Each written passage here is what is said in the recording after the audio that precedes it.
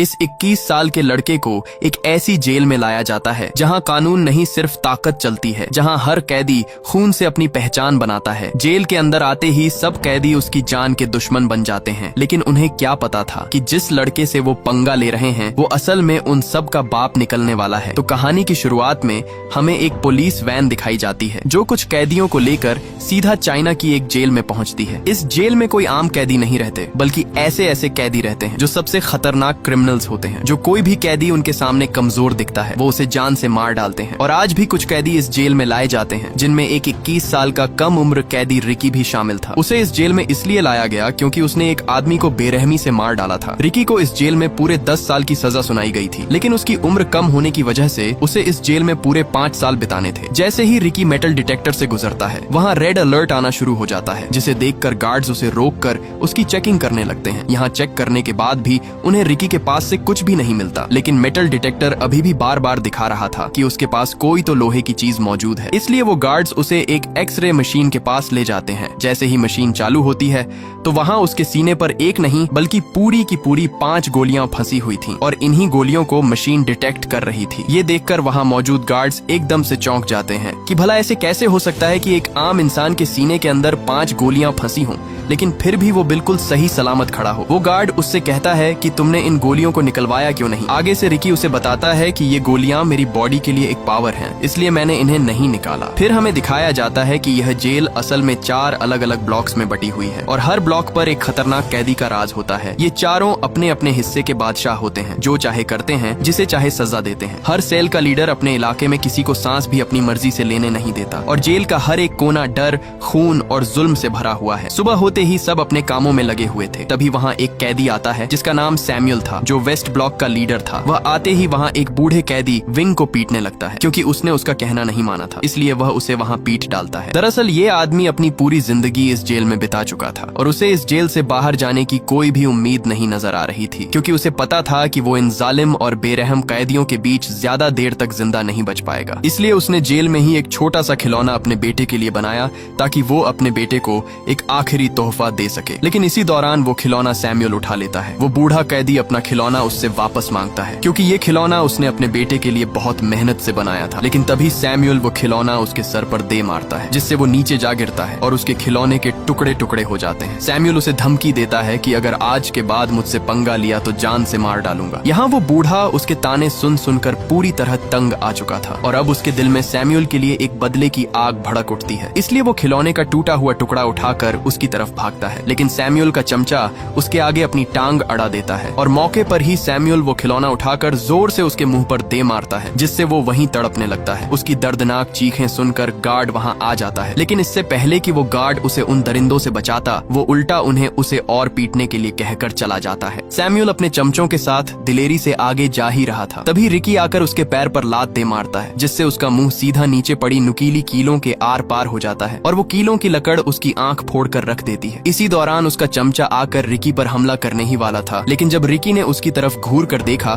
तो उसके अंदर ऐसा खौफ बैठा कि वो तीनों वहाँ से उल्टे पैर भाग निकले। यहाँ सैमुअल तो किसी तरह बच गया, लेकिन वो अपनी एक आंख से अंधा हो चुका था, इसलिए अब उसके अंदर बदले की आग भड़क रही थी। वो अब हर हाल में रिकी का काम तमाम करने के लिए अपनी जान लगा देगा, लेकिन बदला लेकर ही रहेगा। इसी दौरान उसका वही चमचा आता है और कहता है कि हमें रिकी को मारने के लिए मैड ड्रैगन की जरूरत होगी। वो उसे हर हाल में मार डालेगा। मैड ड्रैगन इस जेल में सबसे खतरनाक कैदी है, जो किसी को भी जिंदा नहीं छोड़ता। अगर कोई उससे पंगा लेता तो वो उसे अपने एक ही हाथ से खत्म कर देता। मैड ड्रैगन को वार्डन ने अभी के लिए एक काल कोठरी में बंद किया हुआ है, क्योंकि उसने पिछले दिन ही एक कैदी को बेरहमी से मार डाला था। उसी दिन सैमुअल एक गार्ड से डील करता है और कहता है कि आज ही विंग को बताओ कि उसकी सजा और बढ़ा दी गई है, और अब वह इस जेल में पूरे 20 साल और बिताएगा। इसलिए वह गार्ड सीधा उसके पास आता है और बताता है कि अब तुम्हारी रिहाई कैंसिल कर दी गई है, और अब से तुम्हें 20 साल और इस जेल में गुजारने होंगे। ये सुनकर उस बूढ़े कैदी के पैरों तले जमीन ही खिसक जाती है, क्योंकि उसे पता था कि अगर अब वह इस जेल में रहा तो सैमुअल उससे अपना बदला जरूर लेगा और उसे तड़पा तड़पा कर मारेगा। इसलिए वो गार्ड्स के पैर पकड़कर उनसे रिहाई की भीख मांगता है, लेकिन वो गार्ड्स आगे से उल्टा उसे पीट कर वहाँ से चले जाते हैं। इससे पहले कि अब वो और तड़प तड़प कर यहाँ अपनी जिंदगी गुजारता, उसी रात वो अपने आप को फांसी पर लटका कर खत्म कर देता है। ये खबर पूरी जेल में फैल जाती है, और रिकी को भी पता चल जाता है कि जिसकी उसने उस दिन जान बचाई थी वो मारा जा चुका है। जब गार्ड्स उसकी लाश वहाँ से ले जा रहे थे, तब वहाँ रिकी आता है। वो जब विंग के हाथ पर लगी हथकड़ी देखता है तो वो उन गार्ड्स को उसके हाथों से हथकड़ी खोलने के लिए कहता है, क्योंकि वो मर चुका है,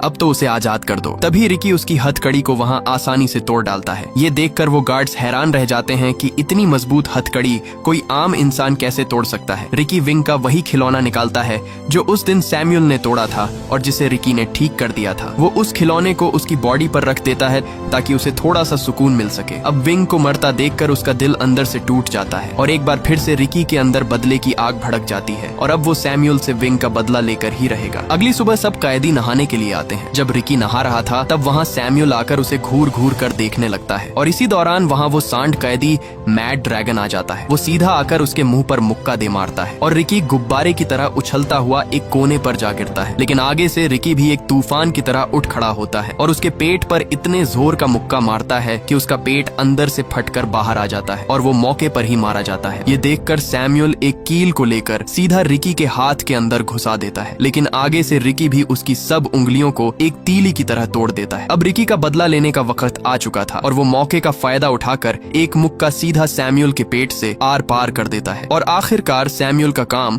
वहीं पर तमाम हो जाता है। सामने खड़े कैदी ये सब देखकर अपने होश ही खो बैठते हैं। इसी दौरान गार्ड आकर उसे वहाँ से पकड़ कर ले जाते हैं। तभी वहाँ एक कैदी नरूमी जो नॉर्थ ब्लॉक का लीडर था वो उसके पास आता है। आया तो वो रिकी के अंदर अपना डर बैठाने के लिए था, लेकिन जब उसने रिकी के हाथों मैड ड्रैगन को मरते देखा तब वो उसे चूहे की तरह अपना दोस्त बनने के लिए कहता है। लेकिन रिकी उसे कुछ भी कहे बिना वहाँ से चला जाता है। उसे सीधे एक ऐसे सेल में बंद कर दिया जाता है जहाँ सबसे खतरनाक कैदियों को रखा जाता था। जैसे पहले मैड ड्रैगन था, इसलिए अब उसे भी यहाँ इस सेल में छोड़ दिया गया। लेकिन तभी उसके सीने के अंदर दर्द शुरू हो जाता है और इसी के साथ हमें फ्लैशबैक का सीन दिखाया जाता है जब वह एक स्टूडेंट था और उसके माँ बाप पहले ही इस दुनिया से जा बसे थे। वह अपनी माँ बाप की कब्र पर आता है तो वहाँ उसके सामने उसका मास्टर जैंग खड़ा हुआ था जो बचपन में उसे मार्शल आर्ट की ट्रेनिंग देता था। मास्टर उसे उसकी ताकत दिखाने के लिए कहता है, लेकिन जैसे ही वह मास्टर पर हमला करता है मास्टर उसे एक ही झटके में नीचे गिरा देता है। इसलिए यहाँ मास्टर उसे बताता है कि तुम अभी पूरी तरह मास्टर नहीं बने हो, तुम्हारे अंदर अभी भी कमजोरी है जिसे तुम्हें पूरा करना होगा और उसे पूरा करने के लिए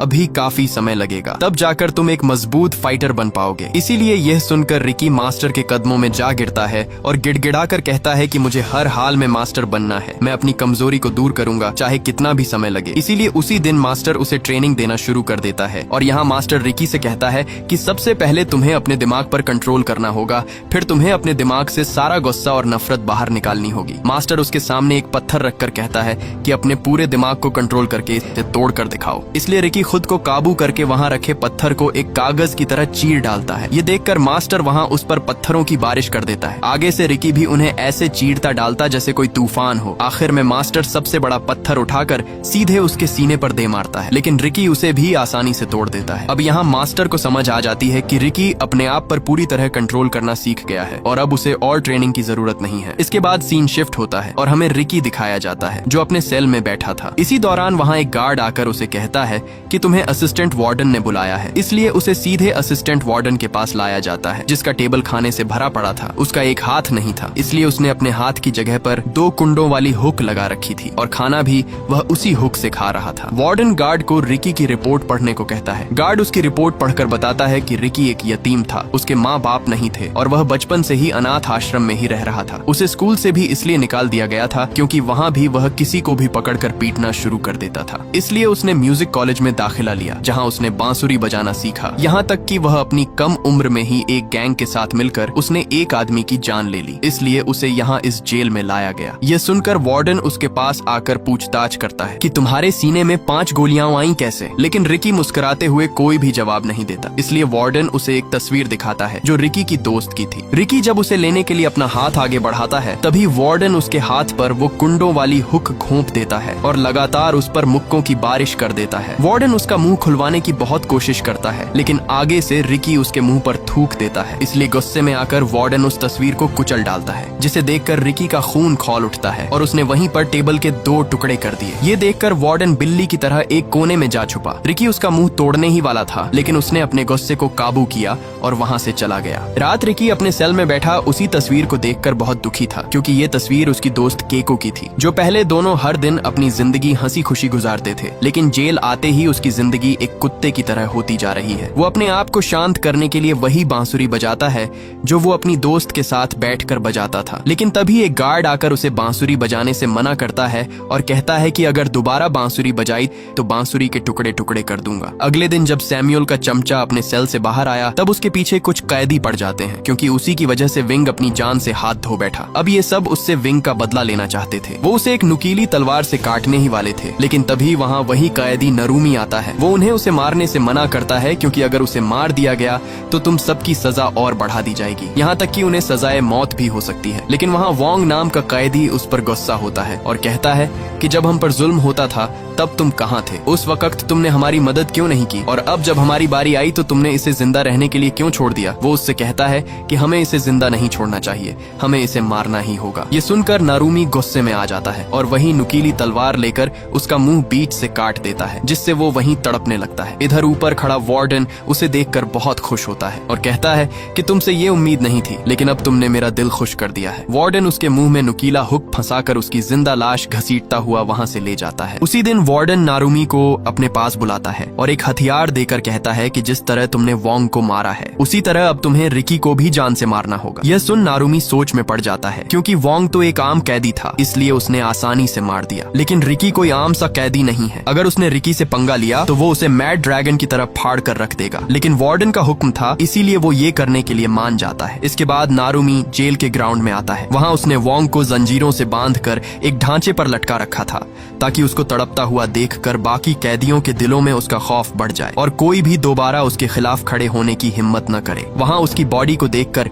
रिकी को बहुत बुरा लगता है। इसी दौरान नारुमी उस पर हमला कर देता है और दोनों के बीच तगड़ी हाथापाई शुरू हो जाती है। यहाँ मौके पर नारुमी उसे लात दे मारता है, लेकिन तभी नारुमी उसकी आंखों में पिसे हुए कांच फेंक देता है, जिससे रिकी वहाँ पूरी तरह अंधा हो जाता है। उसे वहाँ कुछ भी दिखाई नहीं दे रहा था। इसी का फायदा उठाकर नारुमी ने उसके एक बाजू पर छुरा दे मारा, जिससे रिकी नीचे जा गिरता है। लेकिन मौके पर ही रिकी को वहाँ पानी की पाइपलाइन मिल जाती है। उसने जल्दी से वो पाइपलाइन तोड़ दी, जिससे तेज पानी निकलना शुरू हो जाता है और मौके पर उसने अपनी आंखें धो डाली और एक बार फिर से वो खौफनाक तूफान बन जाता है और नारुमी पर कुत्ते की तरह टूट पड़ता है। और तभी वो उसके सर पर ऐसा चमाट दे मारता है कि उसकी आंख कंचे की तरह निकलकर नीचे जा गिरती है। इसी दौरान वार्डन भी वहाँ पहुंच जाता है और नारुमी को ढेर होता देखकर उसका मुंह खुला का खुला ही रह जाता है। रिकी जल्दी से अपनी नसों को खींचकर एक दूसरी से बांध देता है और एक बार फिर हमले के लिए तैयार हो जाता है। लेकिन इसी दौरान नारुमी हार मान जाता है और एक चाकू सीधा अपने पेट में घोंप देता है। लेकिन ये उसकी एक चाल थी। रिकी जैसे ही उसके पास आता है, वहाँ वो अपनी आंतों को बाहर निकालकर रिकी के गले में लपेट देता है। लेकिन रिकी ने मौके पर ही उसे ऊपर उठाकर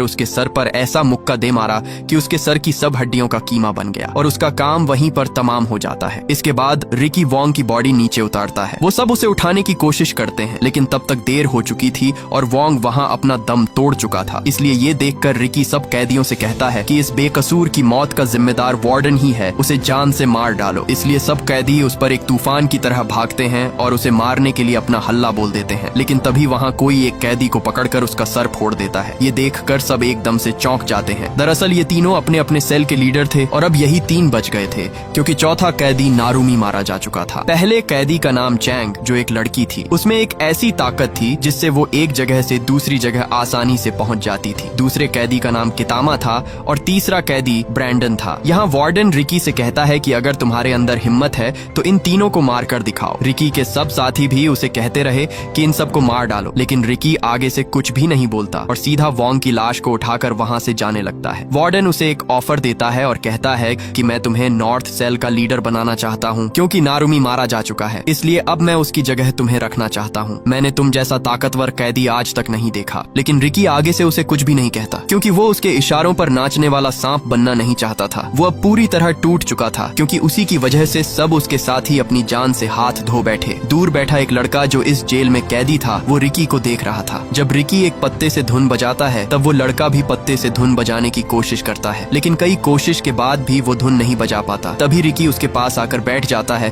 और उसे धुन बजाना सिखाता है। लेकिन इसी दौरान वो लड़का आगे से रोने लगता है। रिकी उससे कहता है कि तुम रो क्यों रहे हो, आखिर वजह क्या है? तब वो लड़का अपना मुंह खोलता है तो वहाँ उसकी आधी जबान कटी हुई थी। दरअसल वार्डन का एक राज था जो सिर्फ उसे ही पता था, इसलिए वार्डन ने अपना राज छुपाने के लिए उसकी जबान ही काट दी। यह देखकर रिकी के अंदर वार्डन से बदला लेने की आग और भी बढ़ जाती है। रिकी उसे अपनी वो बांसुरी दे देता है। जैसे ही वो उस बांसुरी को बजाता है तब वो बांसुरी बजने लगती है, जिसे देखकर वो बहुत खुश होता है। खुशी के बदले में वो लड़का रिकी को कुछ पत्ते देता है ताकि वो भी उन पत्तों से बांसुरी बजा सके। लेकिन जब रिकी उन पत्तों को देखता है तो उसे शक पड़ जाता है, क्योंकि वो पत्ते नशा बनाने के लिए इस्तेमाल होते हैं और हकीकत में सब सेल के लीडर इन पत्तों को बेच के काफी तगड़ा पैसा छाप रहे थे। रिकी उससे पूछता है कि ये पत्ते तुम्हें कहाँ मिले। वो उसे बताता है कि मैंने ये पत्ते वेस्ट ब्लॉक से लिए थे। इधर वही लड़की उन्हें ऊपर से छुपकर देख रही थी, क्योंकि वही थी वेस्ट ब्लॉक की लीडर जो सबको ये पत्ते बेचती थी। वो लड़की सीधा एक कमरे में आकर अपने दोस्तों को सब कुछ बताती है कि हमारा पोल खुल चुका है, क्योंकि उस लड़के ने उन पत्तों के बारे में रिकी को बता दिया है। इसलिए वो उस लड़के को अपने पास बुलाती है और वहाँ एक लीडर उसे एक चाकू देकर कहता है कि तुम्हें आज रात रिकी का काम तमाम करना होगा, नहीं तो कल सुबह तुम जिंदा नहीं उठ पाओगे। लेकिन आगे से वो लड़का उसे साफ साफ मना कर देता है। इसलिए गुस्से में आकर वो लड़की उसे बेरहमी से मार डालती है। उन्होंने उसकी लाश जेल के बीच रख दी थी और सब कैदी वहाँ उसकी लाश को देखकर बहुत डरे हुए लग रहे थे। जब रिकी को ये पता चलता है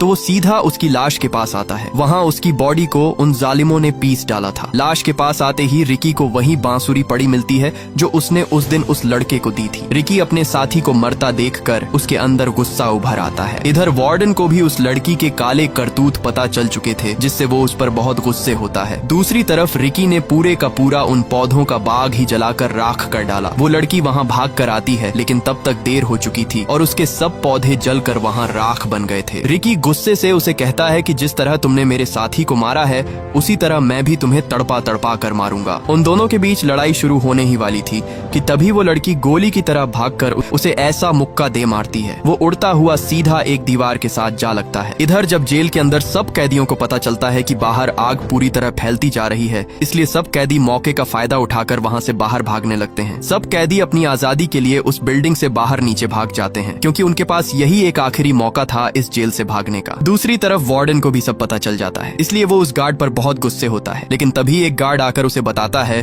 कि कल वार्डन यहाँ आ रहा है। ये खबर सुनकर असिस्टेंट वार्डन के होश ही उड़ जाते हैं, क्योंकि अगर वार्डन कल यहाँ आ गया तो सब कैदियों के साथ साथ उसकी भी कुत्ते की तरह धुलाई होने वाली थी। इधर रिकी भी पूरी तरह अपनी हिम्मत हार जाता है, लेकिन तभी उसके जहन में उसके मास्टर की बात आती है। उसके मास्टर ने उसे कहा था कि जब तुम्हें महसूस हो कि तुम अपने दुश्मन के सामने हारने वाले हो, तब उसे कभी भी अपनी असली ताकत का एहसास मत होने दो, बल्कि उसे यह यकीन दिला दो कि तुमने हार मान ली है, जिससे वो थोड़ा ठंडा पड़ जाएगा और तब तुम अपनी सब ताकत एक ही जगह पर इकट्ठी कर लो और मौके का फायदा उठाकर उस पर हमला कर दो। और रिकी भी ऐसा ही करता है और वो दोबारा से उसके सामने हमले के लिए तैयार खड़ा हो जाता है। लेकिन तभी वही कैदी ब्रैंडन वहाँ आ जाता है। वो रिकी पर रस्सियों से हमला करने लगता है, क्योंकि उसके पास रस्सी फेंकने की एक बहुत खतरनाक ताकत थी। उसने उन रस्सियों के कोने पर एक बड़ी सी नुकीली कील लगाई हुई थी जो सबके शरीर के आर पार हो जाती है। तभी उसने एक के बाद एक हमला कर करके रिकी की बॉडी नुकीली कीलों से सील दी। इसी दौरान वहाँ वो कैदी कितामा आकर उसे पकड़ लेता है। वो उसे मारने ही वाला था कि इसी दौरान वहाँ अलार्म बजने लगता है और सबको अपने अपने सेल के अंदर जाने के लिए कहा जाता है, और जो नहीं जाएगा उसे गोलियों से भून दिया जाएगा। लेकिन कितामा भी उनकी एक बात नहीं सुनता और रिकी से बदला लेकर ही जाने वाला था, इसलिए गार्ड्स उस पर गोलियों की बरसात कर देते हैं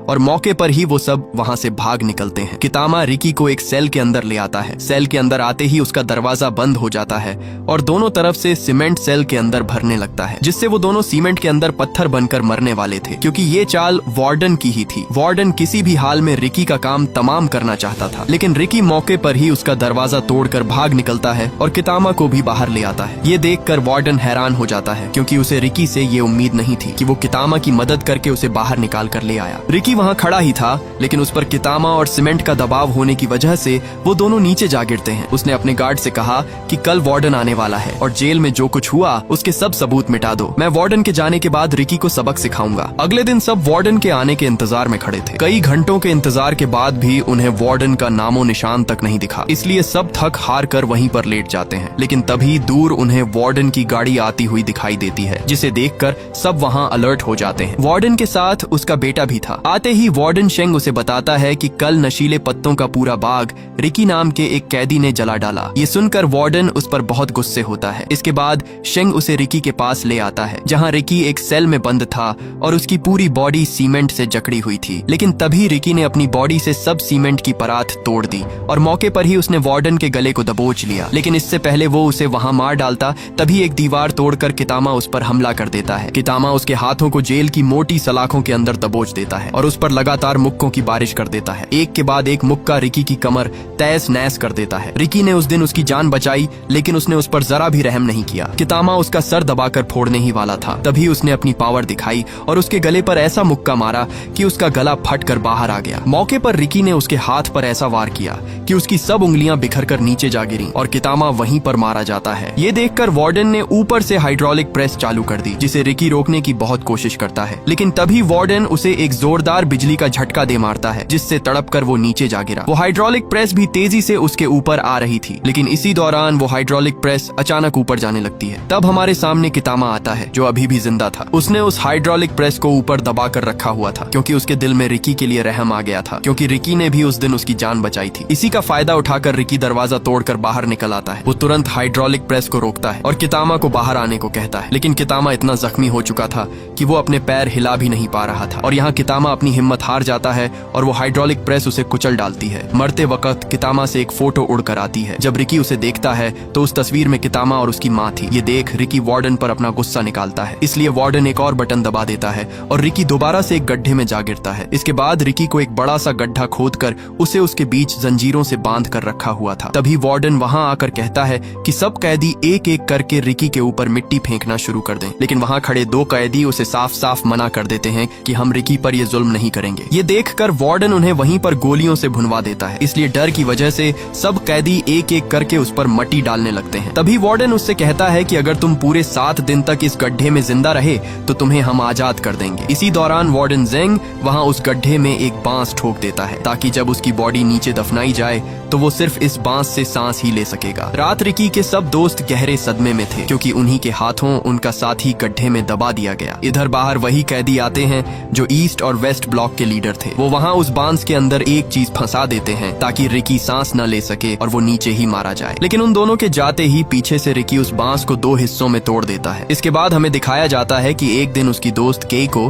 अपने स्कूल से घर वापस जा रही थी। इसी दौरान उसे वहां दूर बैठे कुछ गुंडे दिखाई देते हैं जो उसे पकड़ने के लिए उसका इंतजार कर रहे थे। ये देखकर वो भागने के लिए जैसे ही पीछे मुड़ती है, तब वहां उसे दूसरा गुंडा पकड़ लेता है और उसे सीधा एक कोठरी में लाकर बंद कर देते हैं। उन गुंडों का बॉस केइको से अपना बदला लेना चाहता था, क्योंकि एक दिन केइको की वजह से ही रिकी ने उसकी अच्छी खासी धुलाई कर दी थी। वो उसे वहां मारने ही वाला था कि तभी वो मौके का फायदा उठाकर वहां से भाग निकलती है और वो भागकर सीधा एक बिल्डिंग से कूद जाती है और केइको वहीं पर मारी जाती है। जब रिकी को ये पता चलता है तो उसका दिल अंदर से चूर चूर हो जाता है। वो जैसे तैसे करके उस आदमी को ढूंढ लेता है जिसने उसकी दोस्त की जान ली। आगे से वो आदमी भी उस पर लगातार गोलियां चलाता है, लेकिन रिकी को जरा भी फर्क नहीं पड़ता। उल्टा रिकी उसकी टांग तोड़कर उसका सर फोड़ देता है और वो मौके पर ही मारा जाता है। और यही रिकी का जुर्म था जिसकी वजह से उसे उस खतरनाक जेल में बंदी बनाया गया। दूसरी तरफ उसके 7 दिन पूरे हो चुके थे। उसी दिन रिकी को उस गड्ढे से बाहर निकाला जाता है। वार्डन को यकीन था कि वो मर चुका होगा, लेकिन जैसे ही उसे बाहर निकाला गया तो वहाँ उसकी सांसें चल रही थीं। ये देखकर वार्डन के होश ही उड़ जाते हैं, इसलिए रिकी को दोबारा से नुकीलेदार सरियों के अंदर फंसा दिया गया। वार्डन उससे उसकी ताकत के बारे में पूछता है कि ऐसी कौन सी ताकत तुम्हारे अंदर है जो तुम मट्टी के अंदर बिना सांस के जिंदा रहे। लेकिन रिकी भी आगे से अपना मुंह नहीं खोलता, इसलिए वहाँ वही लड़की आती है। उसने अपने हाथ में बहुत सारे ब्लेड रखे हुए थे। वो उन सारे ब्लेडों को रिकी के मुंह के अंदर दबाकर ऊपर से टेप लगा देती है और एक के बाद एक लगातार तमाचे उसके मुंह पर दे मारती है, जिससे रिकी का मुंह खून से लालो लाल हो जाता है। इसी दौरान वार्डन आकर उसके मुंह से टेप उतार देता है, लेकिन आगे से रिकी सब ब्लेड उसके मुंह पर फेंक देता है और सब ब्लेड वार्डन के मुंह के अंदर धंस जाते हैं। इसलिए एक बार फिर से उसे एक खाली काल कोठरी में डाल दिया जाता है। उसी दिन वहाँ एक कैदी छुपकर उसे खाना देने आता है। वो खाना देकर वहाँ से जाता ही है कि तभी पीछे से उसे वही कैदी देख लेता है जो नारुमी का चमचा था और उसी दिन वो वार्डन को उसके सेल के अंदर ले आता है। अंदर आते ही वार्डन उस कैदी को मारकर उसे घसीटता हुआ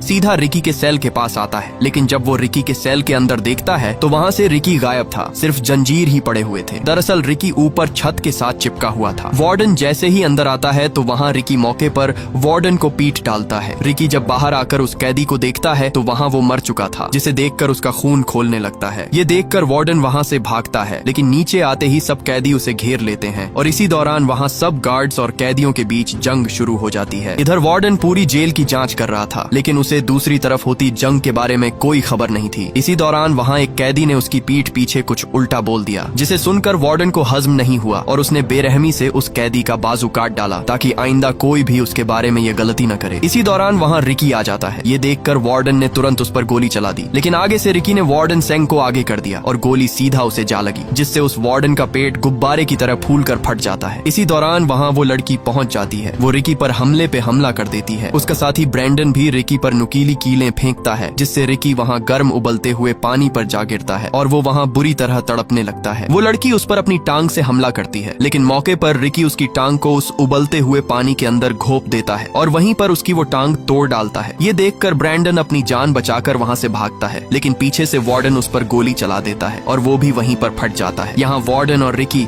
दोनों आमने सामने खड़े थे। तभी रिकी उड़ता हुआ उसे ऐसी लात मारता है जिससे वो सीधा एक दीवार के साथ जा टकराता है, लेकिन इसी दौरान वो वार्डन वहाँ कांपने लगता है और देखते ही देखते वो वार्डन वहाँ एक बहुत बड़े मॉन्स्टर में बदल जाता है। और यहाँ हमें पता चलता है कि रिकी की तरह वार्डन के पास भी एक खास किस्म की ताकत थी जो उसे एक खतरनाक मॉन्स्टर में बदल देती है। पहले तो वो मॉन्स्टर रिकी को बुरी तरह पीट डालता है, लेकिन मौके पर रिकी अपने दिमाग से काम लेता है और उसे उठाकर सीधे पास चलते ग्राइंडर में फेंक देता है और उसे जोर से ग्राइंडर के अंदर दबाकर उसका कीमा बना डालता है और आखिर में रिकी उसका बचा हुआ सर उठा लेता है। दूसरी तरफ सब कैदी और गार्ड्स एक दूसरे की धुलाई कर रहे थे। इसी दौरान रिकी वहाँ आकर सबको वार्डन का कटा हुआ सर दिखाता है और कहता है कि तुम सब आजाद हो। रिकी उस सर को दूर फेंकता है और भागकर उस जेल की दीवार को बीच से टुकड़ों में तोड़ डालता है और यहाँ रिकी के साथ साथ सब कैदी भी आजाद हो जाते हैं और ये मूवी यहीं पर एंड हो जाती है। अगर ये वीडियो आपको अच्छी लगी तो इस वीडियो को लाइक और हमारे चैनल को सब्सक्राइब कीजिएगा।